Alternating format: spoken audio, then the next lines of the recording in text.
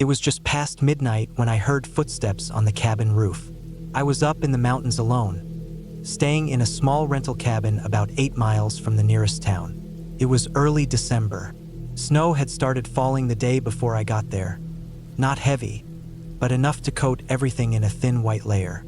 The road leading up to the place was narrow and icy, and by the time I parked and unloaded my gear, my boots were already soaked.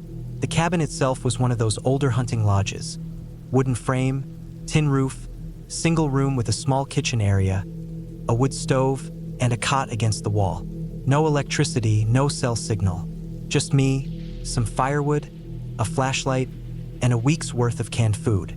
I had come out there to disconnect for a few days. No big story behind it.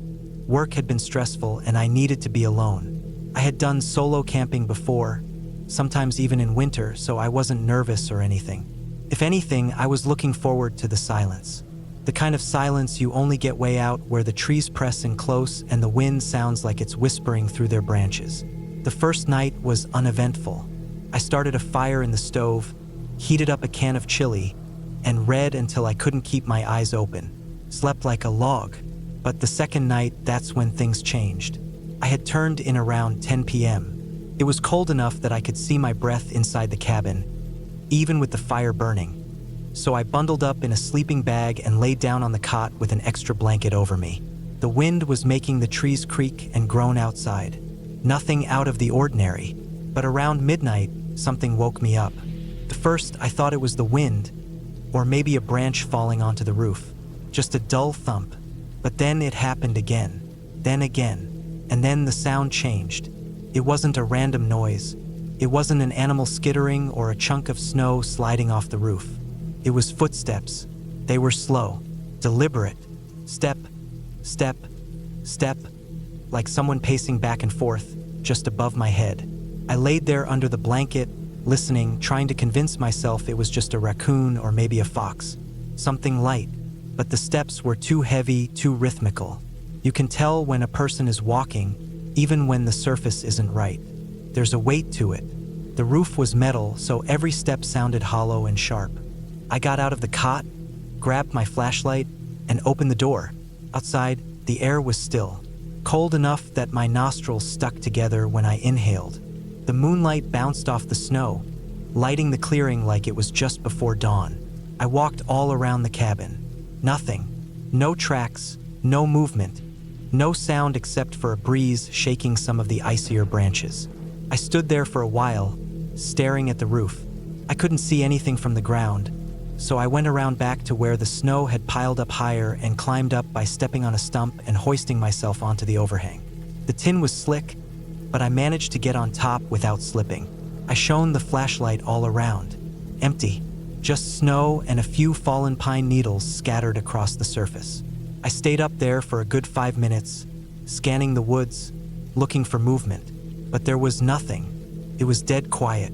Eventually I climbed down, brushed the snow off my shoulders, and went back inside. I latched the door and sat by the stove until the chill left my fingers. I told myself I was being paranoid, that maybe it had been a raccoon, or snow shifting, that maybe my brain, half asleep, had made something sound like footsteps when it wasn't. I laid back down, pulled the blanket tight, and stared at the ceiling until my eyelids dropped shut. I was just starting to drift off when the footsteps started again. Step, step, step. No rush, no panic. Just slow, careful pacing, like someone thinking about something, planning. Sometimes the steps would stop, and then they'd start again, going in the other direction. The worst part was that I could feel them through the ceiling. The cabin structure was so old and thin that the rhythm of the steps seemed to press into the air. I didn't move. I didn't get up. I just laid there in the dark, listening. They went on for almost an hour. I must have dozed off eventually, because the next thing I remember is the light of morning leaking in through the small window above the sink. The stove fire had burned out. My breath was visible again. I rubbed my eyes and sat up slowly. For a few seconds, I honestly thought maybe I had dreamt it. The way you sometimes have a nightmare and think it really happened. But then I opened the door. There were boot prints on the roof. I stared at them for a long time, just trying to make sense of what I was looking at. There hadn't been any new snow overnight except for a light dusting. Maybe a quarter inch at most, but enough to leave clear tracks. The prints were spaced like a person walking normally, not running, not climbing, just walking in circles. I stepped outside and walked around the cabin again. There was no ladder, no stacked firewood, no barrels, nothing near the walls that someone could have used to get up there. The nearest tree thick enough to climb was at least 15 feet from the cabin. And those branches weren't hanging over the roof either. The snow on the cabin's roof wasn't disturbed, aside from the boot prints. No sign of jumping, no slide marks, no patches of broken snow where someone might have dropped down or climbed up. It looked like someone had just appeared up there and paced in circles for hours. I didn't want to touch anything yet. I took a few pictures with my phone, even though I couldn't get a signal. Then I started thinking more practically. Maybe a hunter had wandered in the night before and thought the cabin was abandoned. Maybe he climbed up to scout something, or I don't know. It didn't make sense. But I kept trying to come up with something that did. I went through the woods around the cabin, looking for tracks. Nothing, just undisturbed snow and animal prints. Deer, rabbit, one set of coyote tracks leading away from a tree line. No human footprints, no tire marks on the road either. Mine were the only ones from 2 days ago, still frozen in place. I spent the rest of that day feeling like someone was watching me. Every snap of a branch or bird call made me jump. I tried to write in my notebook but couldn't focus. I started keeping my flashlight and axe within reach at all times. I didn't see anyone or hear anything strange all day, but I couldn't shake the feeling that I wasn't alone out there. That night, I kept the fire burning hotter than usual and laid in my cot with the axe beside me. I didn't even try to sleep. I just waited, listening. For a while, there was nothing, just the wind. Then, around 2 a.m., the steps started again. This time, I didn't get up. I didn't go outside. I just stayed where I was, staring at the ceiling, my heart thudding like a drum. The footsteps didn't change. Still slow, still calm, pacing back and forth, sometimes stopping, then starting again. Like the night before, I stayed awake until the sun rose. When I finally opened the door that morning, the boot prints were still there. More of them now, as if someone had gone back and forth all night, walking the same paths again and again. Still no new snow, still no ladder, still no sign of how someone got up there. Or down. That was enough for me. I packed up. Took less than 15 minutes to throw everything into my pack. I didn't even bother to clean up or douse the fire properly. I just wanted to get out. When I slammed the door shut and turned to head for the car, I felt like I was being watched from the trees. But again, there was no one there. The road out was slick, and I nearly slid off twice, but I kept the tires steady and didn't stop. I didn't breathe easy until I hit the edge of town and saw a gas station. I told myself I'd report it to someone, the property owner, the sheriff's office, anyone. But I didn't. I just drove home. I didn't even check my phone until I was back in my driveway. The pictures I'd taken of the footprints were still there, clear as day.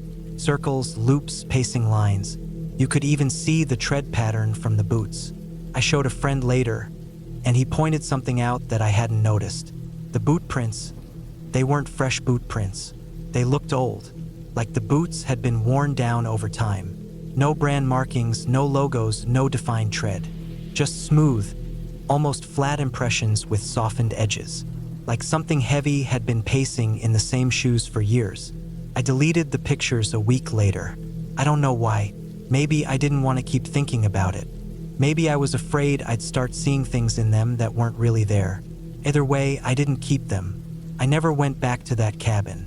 I haven't camped alone since.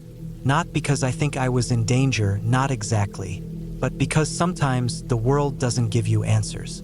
It just shows you something quiet and strange, and then it leaves you alone with the memory of it.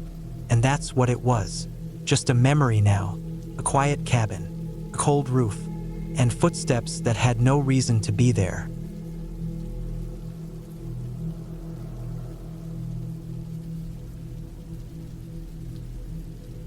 It was early October when I took the trip up to the Adirondacks. The air was already changing, cool and sharp. the kind that bites your skin first thing in the morning but warms up a bit by the afternoon. I'd been meaning to get off the grid for a while, and a buddy of mine from work had told me about a family-owned cabin he'd stayed in a few years back. Said it was quiet, cheap, and came with a canoe.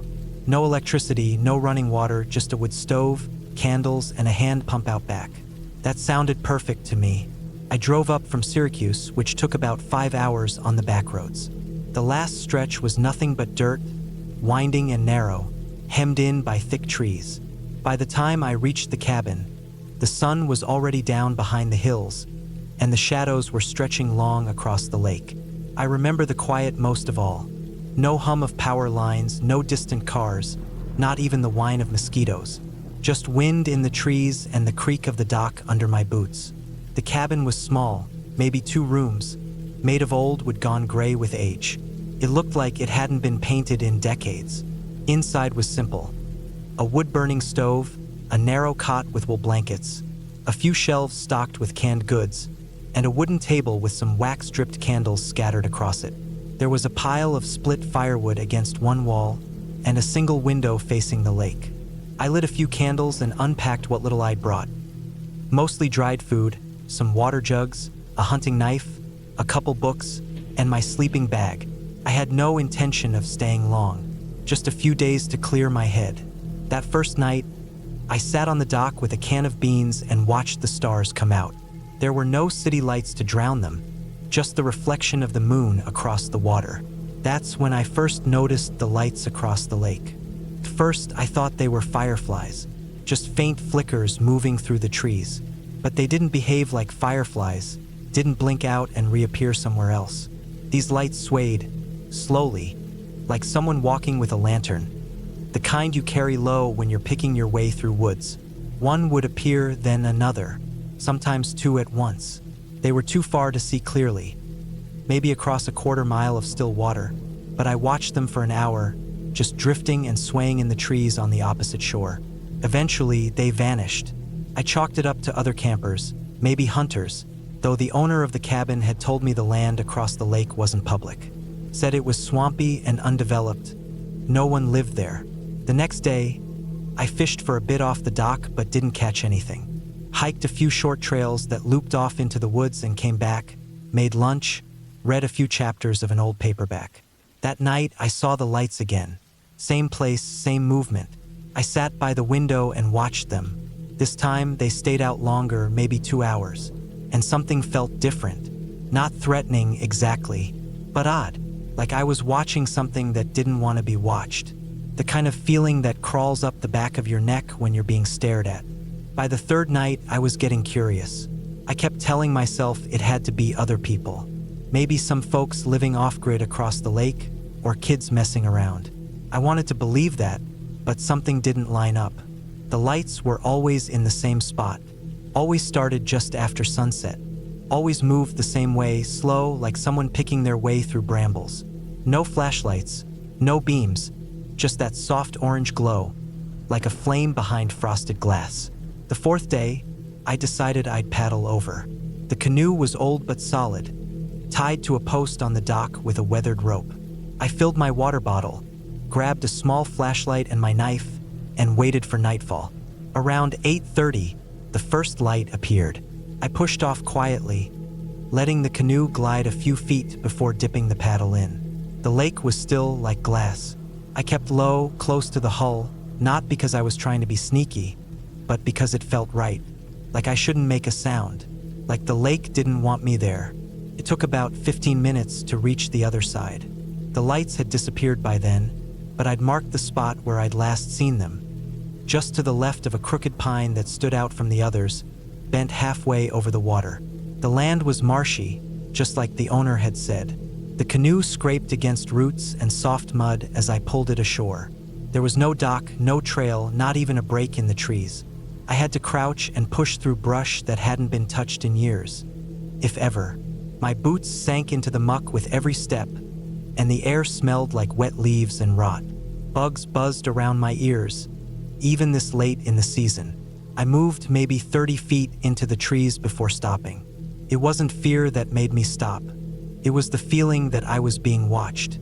Not from behind, but ahead, like the forest was holding its breath. I listened for sounds, twigs snapping, wind moving the branches, but it was dead quiet.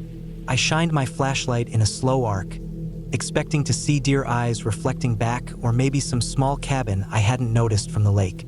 Nothing. No trails. No tents. No sign of human life. The ground was covered in moss and old leaves. No footprints, no trash. Just forest. I turned around to head back to the canoe, pushing through the brush carefully, trying to retrace my steps. I wasn't panicked, not yet, but my senses were on edge. Every shadow felt deeper. Every tree looked like it had someone standing behind it, just out of sight. Then I looked up. Across the water, back at the cabin, the lights were moving. Not across the lake anymore, at the cabin. Dozens of them, small points of orange light, like candles or lanterns, bobbing and swaying through the trees and along the shoreline. And they were moving fast. I dropped to a knee, heart pounding in my chest. I watched as they spread out around the cabin, circling it like fireflies in a jar. Then they stopped moving, just hovered there, glowing in place. That was when I realized something else. There had been no candles left burning when I left. I'd blown them all out before paddling over. I was sure of it. But from where I crouched in the trees, I could see light inside the cabin. Not a flicker like one or two candles. A full glow, like every candle had been relit. I stood up and ran. The mud sucked at my boots, tried to hold me back. Branches clawed at my sleeves. I half fell into the canoe, shoving it off the bank with my shoulder. The paddle slapped the water, louder than I meant it to, and I dug in hard, pushing the canoe back toward the cabin. My breath was ragged, throat dry, and I didn't take my eyes off the shoreline. The lights didn't move again, not right away. They stayed still, glowing softly, like they were waiting. By the time I reached the dock, the candles in the cabin were flickering through the windows. I tied off the canoe without thinking, feet thudding on the wood as I stepped onto land. I didn't go inside right away. I crouched by the door, listening. Nothing. No footsteps. No voices. Just the faint pop of candle flames. I pushed the door open slowly. Every candle in the cabin was lit. The ones on the table. The ones on the shelf. Even the stubby one near the stove I hadn't used. The air was warm, thick with wax and smoke. I stepped inside. The door creaked behind me as it swung shut. And then I heard it. Not a word, not even a whisper. Just breath. Close. Right behind me. I spun, heart in my throat, and saw nothing. But I didn't wait. I grabbed my pack off the table, the flashlight still clutched in my hand, and I ran. Didn't grab the food. Didn't grab the water. Didn't care. I bolted for the truck and didn't stop moving until the engine was running and the headlights lit up the trees. I drove straight through the night. Didn't stop for gas until the tank was nearly empty. Slept in a rest stop off the interstate with the doors locked and the windows cracked just enough to breathe. I never went back for my gear. I called the owner a week later and told him I had a family emergency, that I'd pay for the rest of the week even though I was gone. He didn't ask questions, just said he'd send someone to check on the place. I didn't ask if they saw the candles. I've told people bits and pieces of what happened, and most just shake their heads or say I imagined it. That maybe I fell asleep in the canoe, dreamed the whole thing. But I didn't. I still have the flashlight, still have the mud-stained clothes I wore that night, and I still dream about the lights sometimes. They weren't ghosts. They weren't spirits or anything from a storybook. But someone or something was out there, watching, waiting, and they had a reason for lighting those candles. Whatever it was, I wasn't supposed to be there, and I got the message loud and clear.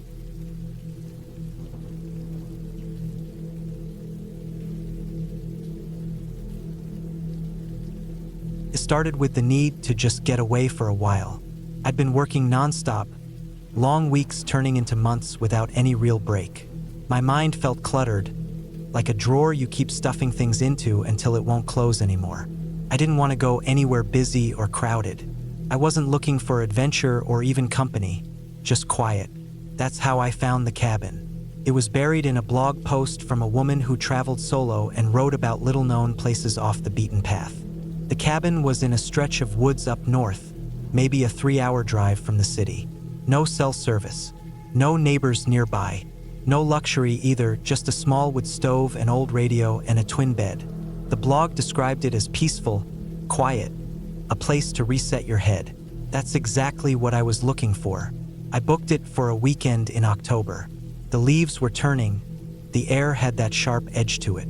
The drive was beautiful, long stretches of forest, yellow and red trees swaying on either side of the 2-lane road. I kept the windows cracked and the radio off. Just the sound of tires on asphalt and the wind, and I was already starting to feel better. I got to the cabin in the late afternoon. It was small, maybe 400 square feet, but clean. Everything inside was wooden: walls, floors, furniture. There was a kitchenette with a 2-burner stove, a tiny fridge that groaned when it kicked on, and an old single-basin sink. The bathroom was tucked into the back. No tub, just a shower stall, toilet, and a mirror above the sink. That first night, I lit a fire in the stove and sat in the chair by the window, listening to the woods. It was so quiet. You don't realize how much background noise you live with until it's gone. No traffic, no voices, just the pop of the fire and the wind through the trees. I felt like I'd made the right decision. I went to bed early, slept like a rock. The next morning, I made coffee, ate a granola bar, and sat outside for a while. The sun came through the trees in thin beams, and a layer of mist hung low to the ground. I walked a little trail behind the cabin that led to a small stream. Sat there for an hour just listening to the water run over rocks. I didn't check my phone once. It didn't work out there anyway. Back at the cabin, I took a quick shower and wiped the steam from the mirror with my hand. That's when I first noticed it. The reflection didn't wipe at the same time I did. Just a half-second delay. It was barely noticeable, like a glitch on an old video. I thought maybe I was just tired. My brain wasn't used to this kind of quiet, and sometimes that can make you notice strange things. I forgot about it quickly enough. The second night, I sat by the fire again. Wrote in a small notebook I'd brought with me. Just random thoughts, things I hadn't made time to process in months. The cabin creaked now and then, wood expanding and settling in the cold. Normal stuff, but at some point I started thinking about the mirror again. About how it had lagged. How for just a moment it hadn't felt like I was looking at myself. I didn't want to go check it. That's what made me pause. Why didn't I want to look? I told myself it was nothing and forced myself into the bathroom. It looked fine. The reflection matched my movements. I tilted my head. So did it. I waved. It waved back at the exact same time. I waited, heart starting to calm down again. Then I saw it. Smiled. Just a little. A twitch of the corner of the mouth. But I hadn't smiled. I backed away without realizing it. Bumped into the bathroom door frame. I stood there, staring at it, trying to make sense of what I was seeing. I stepped forward, leaned close, stared into my own eyes. They looked flat, not quite right. I turned and left the bathroom, shutting the door. I didn't sleep well that night. I kept waking up, checking the time, listening for sounds. I kept trying to tell myself I was being stupid. Maybe my brain was just off. Maybe it had glitched in my head and not the mirror. I don't know. I just know I didn't go back in that bathroom unless I had to, and when I did, I didn't look at the mirror. On the third day, I couldn't avoid it anymore. I had to shave. I stood in front of the mirror, razor in hand, and kept my eyes low, focused on my jaw. I didn't look into my own eyes. I didn't watch the reflection. I just worked quickly. At one point, I raised my hand to wipe away some shaving cream and caught movement in the mirror. It winked. Just one eye, slow and deliberate, like it knew I was watching. But I wasn't. I dropped the razor, left the room. My hands were shaking. I wanted to leave, but the road out was long and rough, and part of me didn't want to admit that I was scared. It sounded stupid. I saw my reflection wink at me. Who was going to believe that? I went back into the bathroom with a towel, threw it over the mirror, stayed. I stepped back, breathing hard.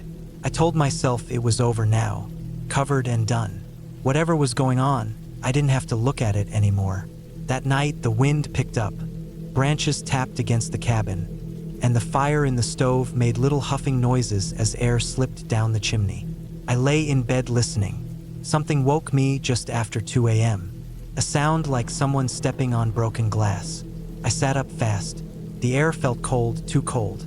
I looked at the stove, still burning, but low. I walked to the bathroom. The towel was on the floor. The mirror was shattered, but not like something had hit it.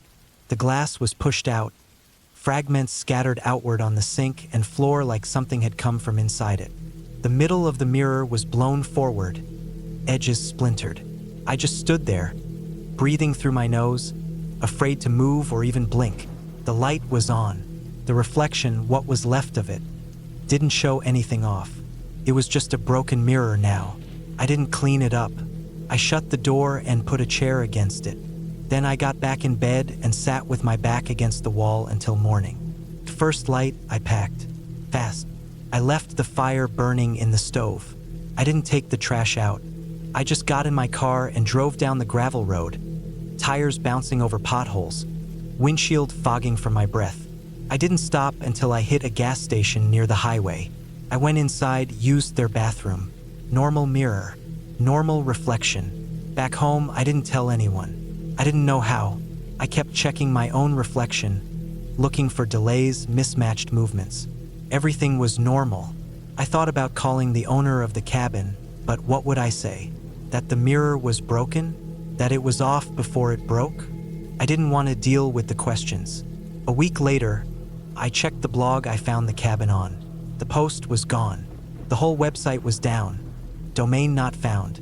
I dug around through cached pages and found an old version. But the cabin listing wasn't there anymore. No mention of the place. Nothing. Like it had never been there at all. Months passed. I tried to put it behind me. I kept an eye on every mirror I passed, though. I started noticing little things. Nothing big, just slight differences. A delay when I moved too fast. A flicker of something in my expression I didn't feel. Once I thought I saw my reflection blink twice when I'd only blinked once. I replaced the mirrors in my house with polished metal. Just enough to see what I needed. I stopped going into rooms that had mirrored walls like fitting rooms or fancy elevators. I don't know what happened in that cabin. Maybe I imagined it. Maybe it was stress, fatigue, something breaking loose in my head. Or maybe not. All I know is I don't trust reflections anymore.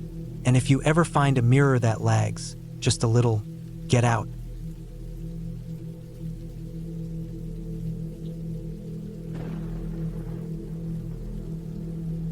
The cabin was old, real old. I could smell the years in the wood the second I opened the door. Damp pine, mold tucked into the corners, dust thick on the windowsills, even with the light pouring in through the trees. It was way up north, tucked deep into the forest. Far enough that we didn't have cell service, not even a flicker. My girlfriend had found it online. Some guy listed it as a rustic getaway, perfect for couples who want to unplug. I didn't expect much when we booked it. Just figured it'd be quiet, peaceful, something different from the usual tent setup. We drove up from the city, loaded with food, firewood, a couple coolers, our clothes and duffels. It took us 6 hours, and by the time we got to the dirt road leading in, the sun had dropped behind the trees. There were no signs, no mailbox, just a narrow path with brush slapping the sides of the car. The cabin didn't show up until the very last moment, half hidden behind a wall of spruce. It was a squat thing, one story, leaning a bit to one side like the ground under it had started to give. The roof sagged, and the logs were weathered almost silver. One small window in the front, one on the side, a rusted stovepipe jutting out of the roof. We stepped out, and the silence hit me first. No wind, no birds, just stillness. My girlfriend, Anna, she laughed and said something about how it felt like the start of a horror movie. I laughed too, but I was already noticing things like how there was no path around the back, just thick underbrush and trees so tight together it looked like a wall.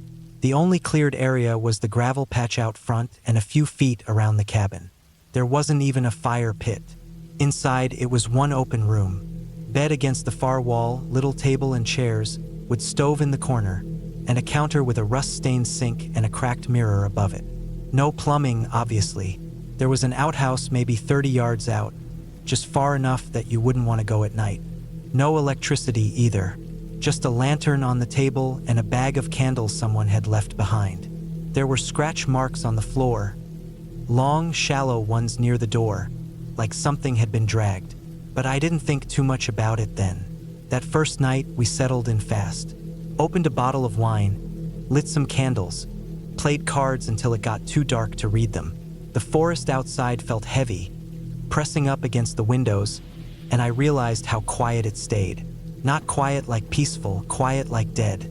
We crawled into bed with headlamps on and fell asleep with the sound of our own breathing being the only thing moving the air. I don't know what time it was when I woke up. Late, the kind of dark that you can't see through.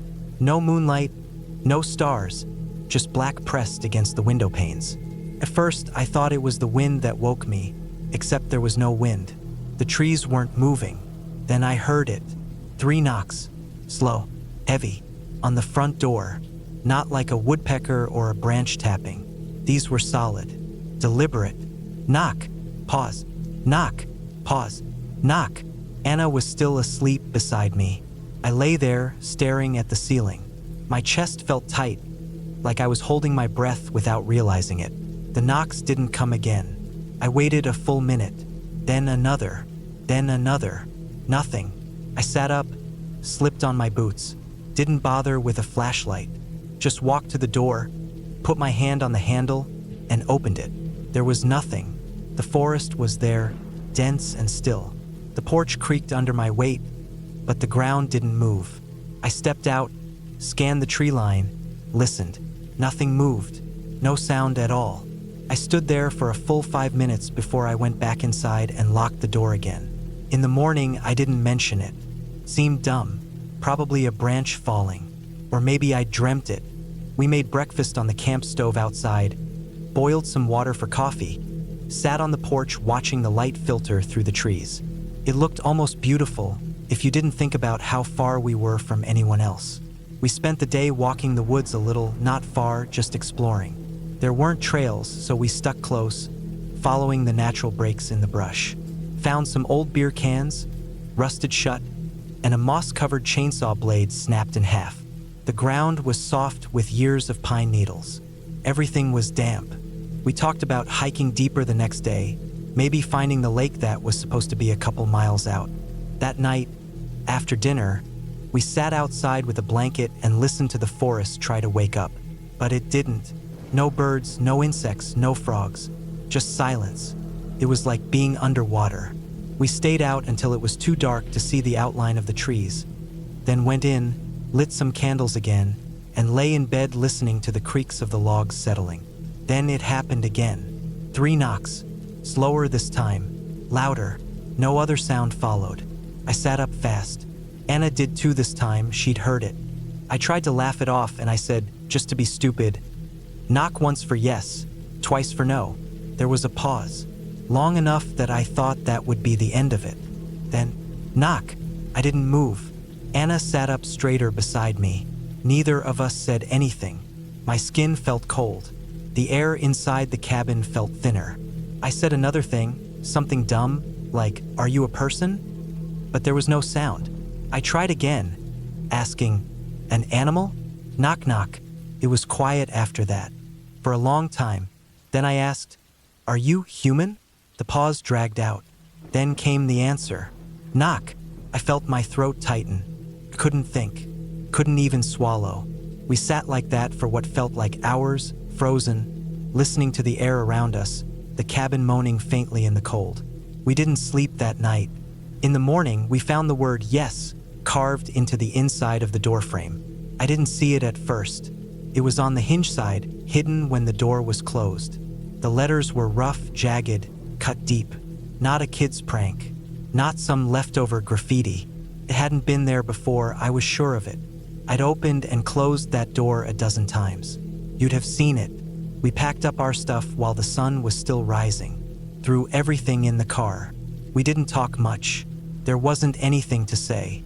Something was out there. Something knew we were there. Knew we were listening. but the road was blocked. A tree had fallen sometime during the night. Thick spruce, maybe 30 feet long, laid across the dirt path. No way around it. Too heavy to move, no tools to cut it. It looked clean, like it had been dropped on purpose. No rot, no sign of lightning. We didn't want to go back to the cabin, but we didn't have much choice. We dragged our gear out of the car, kept it all on the porch, stayed outside as much as we could, keeping our backs to the wall. We built a fire out front, even though there wasn't a pit. Just made a ring of rocks and burned damp wood to keep smoke going. Around noon, I started hiking out. Figured if I could reach a signal or a ranger station or even a house, I could call someone to come help clear the tree. But I didn't make it far. Not more than 2 miles before I started seeing things in the brush. Not movement, not shadows, but the absence of sound. The woods swallowed everything. I felt watched. Felt like I was walking into something I wouldn't walk back out of. So I turned around. That night, we kept the fire going as long as we could. Took turns sleeping. Every time I shut my eyes, I'd hear that knock again in my head. Always 3, always slow, but nothing happened. No knocks, no voices, just the silence of the woods pushing in on us. The next day, we tried again. I made it 5 miles down the road before I hit a trailhead, the first sign of other people. There was a group there, college kids, backpacking. They had a chainsaw in one of their trucks, said they'd help. When we got back to the tree, they cut it in less than 20 minutes. I didn't tell them about the knocks, didn't show them the carving. We drove away with the windows down, not talking, just letting the air blow in. Didn't look back. Later that week, I emailed the guy who rented the cabin. Asked if anyone else had reported anything strange. No reply. I checked the listing again. Gone. Like it had never been there. I told myself it could have been a person out in the woods. Maybe someone messing with us. Maybe a hermit. Maybe someone with a twisted sense of humor. But we didn't hear footsteps. We didn't see anyone. And the knock, it was always 3. Always steady. Like it knew exactly what it was doing. I never found out who or what was knocking. I never want to, but I still think about that word carved into the inside of the door. How it hadn't been there the day before. How it was waiting for us to see it. And how whatever carved it had to have been inside the cabin to do it.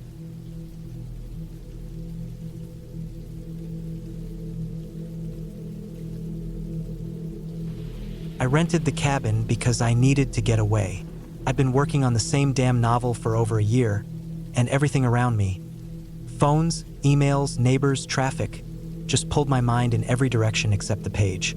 I wanted something quiet, simple, something far.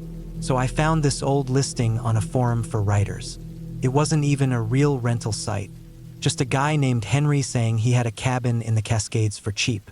No Wi-Fi, no electricity, just a wood stove, a well, and a propane lantern. Said he used to hunt out there but hadn't been in years. He sent a few grainy pictures of a weathered A-frame surrounded by trees. Said it was 6 miles off a fire road that barely anyone used. That sounded perfect. The drive out took longer than I thought. Once I left the main roads, I was on gravel and dirt for hours. Cell signal died pretty quick, and I had to rely on the turn-by-turn directions I'd written out. There were no signs, no markers, just mossy trees and switchbacks and the occasional bit of rusted-out junk half buried in the underbrush. I passed an old shack with a blue tarp roof and thought for a second maybe that was it. But I kept going and eventually found a narrow trail leading into thicker woods. It was too rough for the car, so I left it parked near a logging cut and hiked in. The cabin sat in a small clearing, half sunken into the slope like it was trying to hide. The wood was dark from rain and years of rot. The windows were dusty but unbroken. The door stuck and groaned when I forced it open. Inside, it smelled like pine, mold, and stale smoke. Dust floated in the late daylight coming through the windows. The furniture was basic. An old table, 2 mismatched chairs, a sagging couch, a bed against the back wall with an ancient wool blanket folded on top. There was a black wood stove with a few logs stacked beside it. The floor creaked under every step, and the boards were uneven in places, but it felt solid, like something built by hand, rough but meant to last. I spent the rest of that first day sweeping, unpacking, and settling in. I had a cooler with food, a few gallons of water, notebooks, pens, and my laptop with a full charge. The solar panel I brought was enough to keep it running a little each day, just for writing. That night, I lit the propane lantern and listened to the fire crackling while I scribbled out a few paragraphs. The quiet was incredible. No cars, no voices, just wind and the occasional snap of a branch in the woods. I fell asleep early, dead tired. The second night, something changed. I'd been writing all day, making good progress for once. I was tired in a good way. I let the fire burn down and climbed into bed. The silence was comforting. I lay there, eyes closed, listening to the wind in the trees. Then I heard something under me. At first, I thought it was the old wood shifting. But then it came again, the slow, deep inhale. Not sharp or panicked, just a breath. A long, drawn-out breath, followed by an exhale, like someone trying to calm themselves down. I held my breath and listened. There it was again. Inhale, exhale. It wasn't animal-like. No rustling, no scratching or movement, just breathing. I stayed frozen for a long time. Every creak of the floor, every shift of the wind made my stomach tighten. I finally convinced myself it had to be wind under the cabin or some weird acoustics from the woods. Maybe a bear had bedded down under the floor. That seemed more likely than anything else. I didn't sleep much. The next morning, I looked around the outside of the cabin. There was a crawlspace door on the side, a little wooden hatch barely 2 feet high. I pulled it open, but it was too dark to see much. I didn't have a flashlight, just the lantern.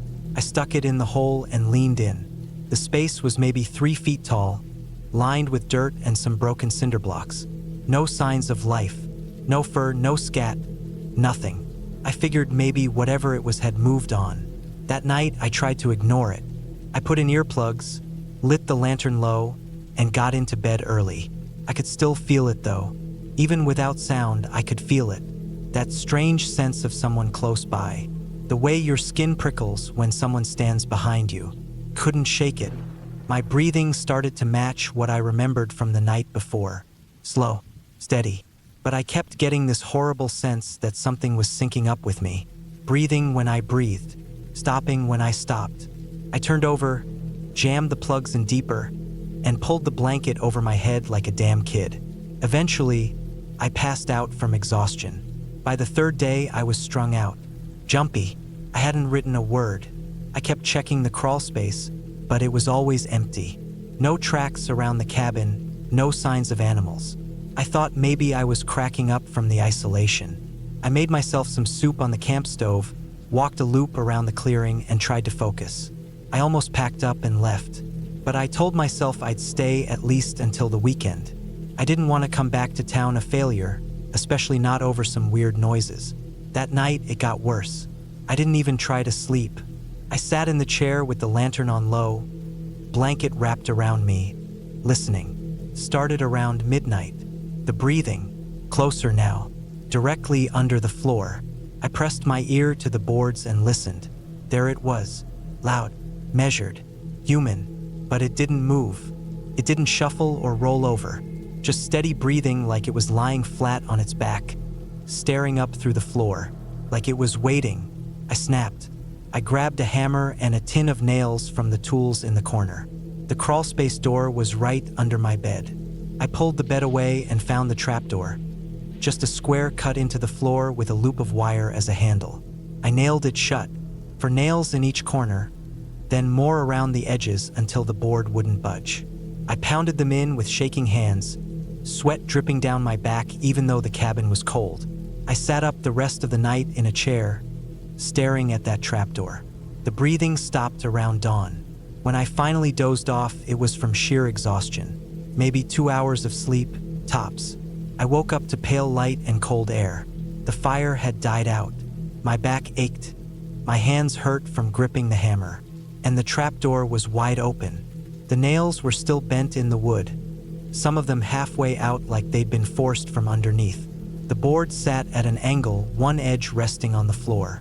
And on the ceiling, muddy handprints. Dozens of them, smudged and long, streaked across the beams and boards like someone had stood on the bed and touched every inch above. I stared at them for what felt like an hour. I didn't touch anything. I didn't even breathe for a while. Then I grabbed my backpack, threw everything I could fit inside, and got the hell out. The hike back to the car was brutal. My legs felt like lead, and every sound in the woods made me spin around. I kept expecting to see something in the trees, someone maybe, but there was nothing, just the wind and the cracking branches. When I got to the car, it was untouched. I drove all the way back to the nearest town without stopping. I didn't tell anyone at first, not even my friends. I just said the cabin wasn't for me, that I didn't get much work done. I didn't even think about calling the guy who rented it to me. I wanted to forget it, but the handprints stayed in my head. The way the breathing had matched mine. The silence of the crawl space. It didn't feel like an animal. It didn't feel like something wild. A few weeks later, curiosity got the better of me. I went back to that old forum, tried to find Henry's post. It was gone. I searched the site, scoured the threads, but there was no trace. I even searched the photos I'd saved, tried to find clues in the background, anything that might tell me more. Nothing. Just the woods, the rot, and the quiet. I still think about it sometimes when I'm trying to fall asleep. That slow breathing, that presence. I think about how it got the nails out from below. I think about those muddy hands reaching up to the ceiling, not clawing, not writing messages, just touching. I don't know who or what was under that cabin, but I know it wasn't just in my head. Something was there, something that didn't care that I was afraid, something that wanted me to stay long enough to get comfortable. And maybe next time I wouldn't leave.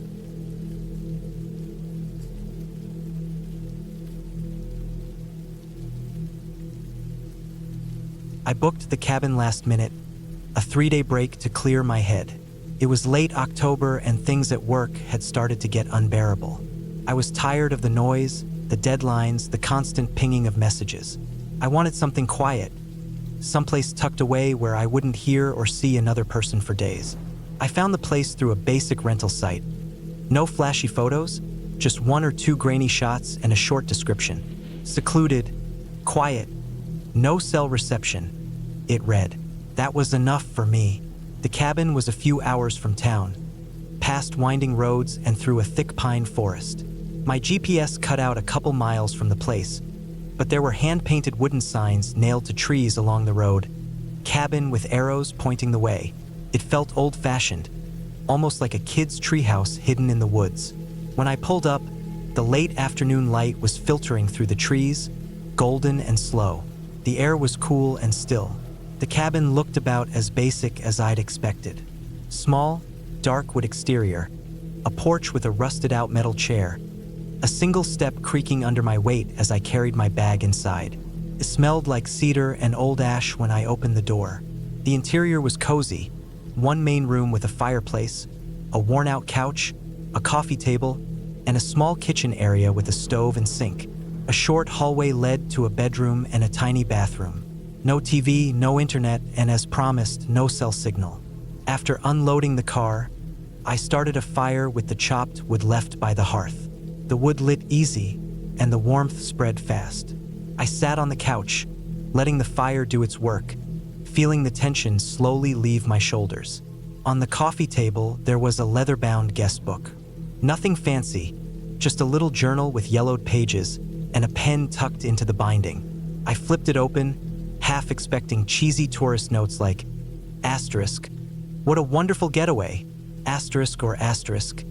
The birds are lovely in the morning, asterisk, and that's exactly what I found at first. Entry after entry of happy couples, solo travelers like me, or families with kids raving about how quiet and peaceful the place was. People wrote about hikes they'd taken, meals they'd cooked over the fire, books they'd read by lantern light. The notes went back at least 6 years. A few pages had sketches of deer or trees or birds. Then I reached the last page. It was mostly blank except for one short note, scribbled in a rushed, uneven hand. If you're reading this, get out. Don't listen to her. Don't let her in. No name, no date, no explanation, just those words. I stared at it longer than I should have, waiting for some feeling to settle in, fear, disbelief, anything. But I just felt blank. Not numb exactly, just like my brain didn't know where to file it. I closed the book and pushed it to the corner of the table.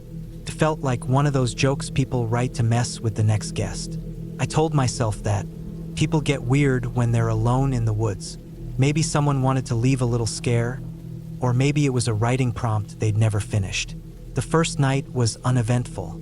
I read for a while by firelight, drank a cheap beer from the fridge, and turned in early. The bed was soft but creaked loudly every time I shifted. Outside, the wind picked up now and then, brushing the branches against the windows like fingernails on glass. But that was normal. That was nature. I slept without trouble. The next morning, I went for a hike. There was no trail, but the woods were easy enough to walk through. Dry pine needles carpeted the forest floor, muffling my steps. I followed a slight slope down to a narrow stream and sat there for a while, watching the water move past rocks and dead leaves. It felt good, no noise, no people, just the steady rhythm of nature. I didn't see any animals, but I did hear the call of a hawk now and then. I stayed out most of the day, returned to the cabin just as the sun began to lower behind the trees. That night, I built the fire a little earlier and made a simple dinner: pasta, canned sauce, a few spices I'd brought. I watched the flames for a while after eating, enjoying how they licked the logs and cast dancing shadows across the walls. I stayed up a bit later than the night before, maybe around 11 or so, before crawling into bed and switching off the lantern. It was around 2 or 3 in the morning when I heard the knocking. It wasn't loud. 3 gentle taps, like someone testing to see if anyone was home. I opened my eyes and lay still, heart suddenly racing. The knocking came again, same pattern, soft and slow. Then silence. I didn't move. I didn't make a sound. I just lay there, straining to hear anything else. Then came the voice. It was a woman's voice, quiet, calm, not crying, not desperate. More like someone trying not to wake a sleeping house. "Please," she said, just loud enough to hear through the walls. "It's so cold. Just open the door for a second." My mouth went dry. I didn't say anything. I didn't move. The fire was still going in the other room. I could see the faint orange flickering under the bedroom door. Again the voice, "Please, just a second." I stayed frozen. My mind raced through every possibility. Someone lost in the woods? A camper? But there were no other cabins for miles. I hadn't seen a single car or person on the way in. Even if someone was lost, why would they knock so gently? Why not yell? Why not pound on the door? There was no more knocking after that. No more voice. I stayed awake until dawn, every sound outside feeling sharp and deliberate. Twigs snapping, branches brushing, the occasional gust of wind. I didn't dare check the window. I didn't dare move from the bed. When the light finally came, I forced myself up. I walked into the main room. The fire had gone out, just smoldering coals left behind. I opened the front door slowly. Nothing. No footprints in the dirt. No signs of anyone outside. Just the quiet forest. I came back in and sat on the couch, staring at the coffee table. I reached for the guest book again, hesitated, then opened it to the last page. Another entry had been added. "You did well." She almost had me too. Same handwriting as the warning. Same rushed feel to the letters. I slammed the book shut. That day passed in a blur. I didn't leave the cabin. I didn't hike. I didn't eat much. I just sat there listening. I made sure the fire stayed lit. Something about the fire made me feel safer, like it kept the place grounded. I locked the front door and pushed the couch in front of it, even though I knew it wouldn't do much if someone really wanted in. Night fell fast. The wind was stronger than the day before. I could hear it whistling through the trees like it was carrying voices. Every creak of the cabin made me flinch. I didn't go to bed. I stayed up in the main room, back to the wall, watching the door. At some point, I dozed off. I don't remember falling asleep, but I woke up to the sound of something brushing against the front wall of the cabin. A long, slow scrape, like someone dragging their fingers across the wood. I didn't look outside. I didn't speak. I just sat there, heart thudding in my chest, waiting for morning. When light finally seeped in through the windows, I moved the couch away and opened the door again.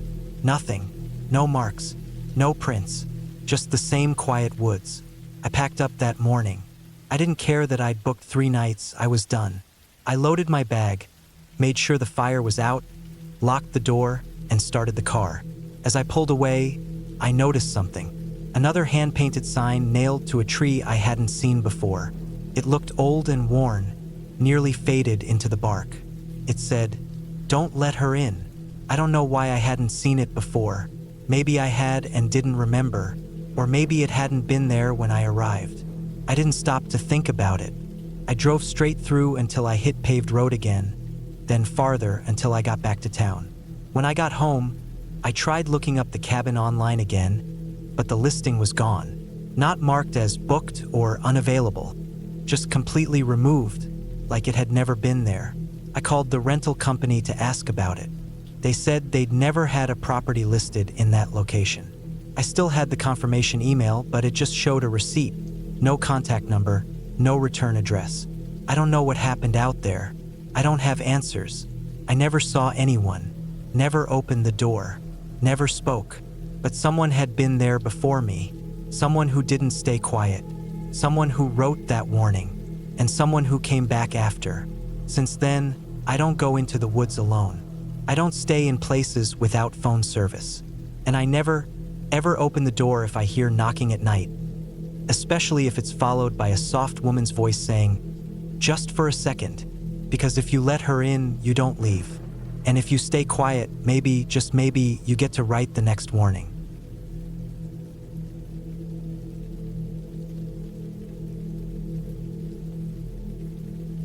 I was deep in the Maine woods, maybe 70 or 80 miles from the New Hampshire border, near the end of a long solo hike. It was late September, and the air had started to feel sharp in the mornings, a reminder that summer was over. I'd been out there for close to 2 weeks, living out of my pack, sleeping in a tent or under a tarp when I could get away with it. I liked the quiet, the stretch of walking every day, the feel of the land rising and falling under my boots. I'd done this kind of thing before. The isolation didn't bother me. Most of the time, it felt like a kind of freedom. That day had started off crisp and clear.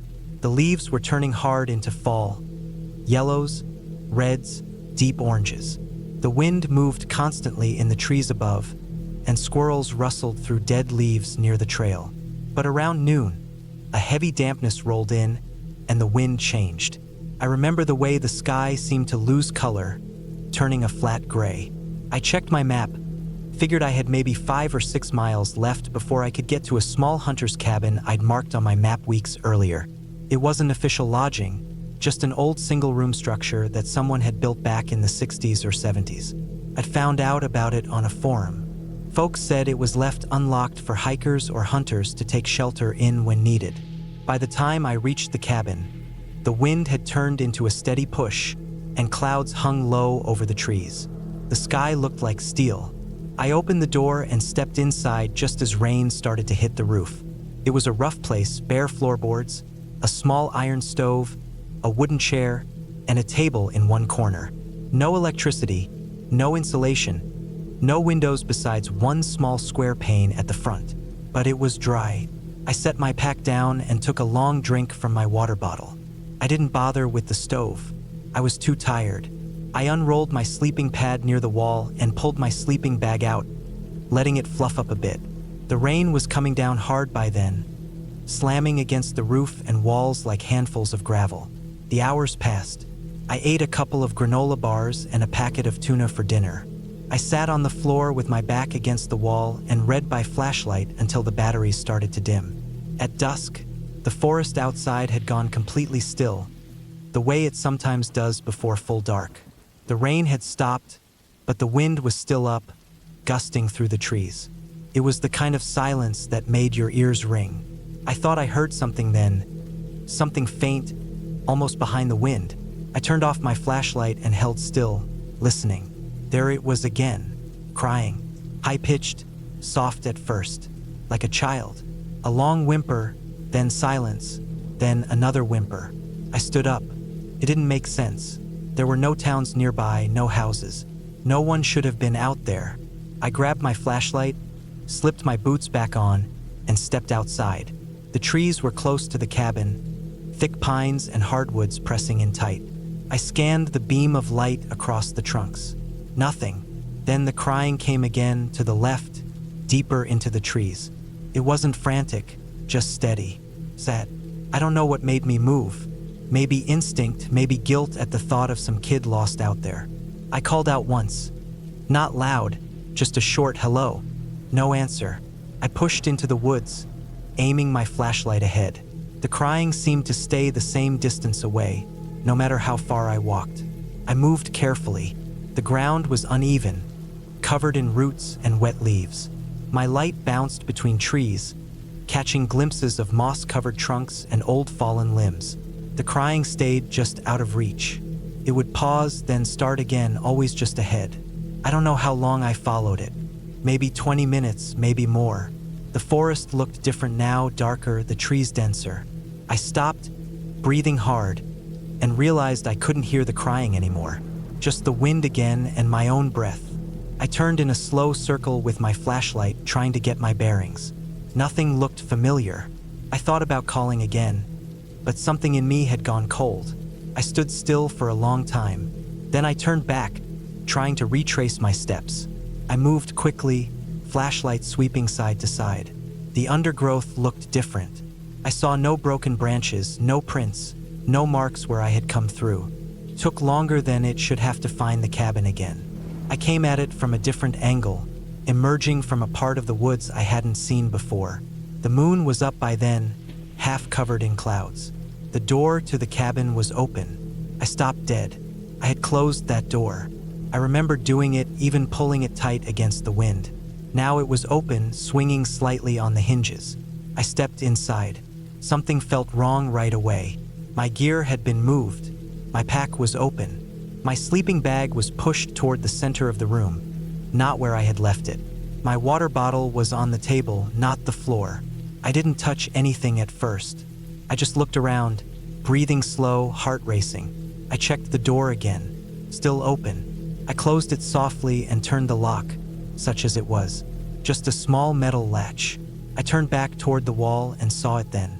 On the mirror above the small table, a piece of old glass framed in wood. Something had been written. I hadn't noticed it when I first got there, but it was clear now.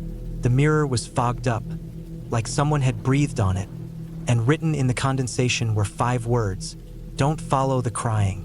It looked fresh. The fog hadn't faded. I stood there, not moving. The air inside the cabin felt cold and tight. I wiped the mirror with my sleeve. The words vanished. Just the glass smeared now. I backed up and sat on the floor, against the far wall, facing the door. I stayed like that until daylight. I didn't sleep. Every creak in the old wood, every gust of wind made my skin crawl. When the sun finally rose, I packed up fast. Nothing had been taken. Nothing else had been touched. But I felt something watching me the entire time I got ready. I didn't eat, didn't drink. I just got out. I hiked hard that day. I pushed miles beyond what I'd planned. I didn't stop for anything except to check my bearings and keep moving. That night, I set up my tent in a clearing, far from any structure. I kept a knife beside me as I lay in my bag, eyes wide open. I never heard the crying again. I didn't tell anyone about it for a long time. Not because I thought they wouldn't believe me. There was nothing supernatural about it. That's the part that bothers me the most. It wasn't a ghost story. No footsteps. No glowing eyes in the trees. Just a voice. A child's voice. Crying in the woods. And someone or something watching, maybe even inside the cabin while I was out chasing the sound. I've tried to figure out what it could have been. I've thought about it too many times. Maybe it was a trap. People out there, way out in the backwoods, playing bait to draw in someone like me. Maybe they wanted gear, food, maybe worse. But they didn't take anything. They just left a warning. That's what chills me most. Someone had to know the mirror would fog. Someone had to know I'd be out chasing that sound. They'd have to be nearby, watching. Maybe through the trees. Maybe through the glass. After that, I changed the way I hike. I don't go alone as much. I carry more than I used to, and I never, ever investigate voices in the woods. That message written on the mirror, it was simple, but it stuck. Don't follow the crying. Even now, years later, I'll wake up sweating, heart racing, convinced I'm back in that cabin. I'll dream of walking through the trees, flashlight beam bouncing, the crying just ahead, always just ahead. And sometimes, in those dreams, when I turn back to the cabin, the door is open again.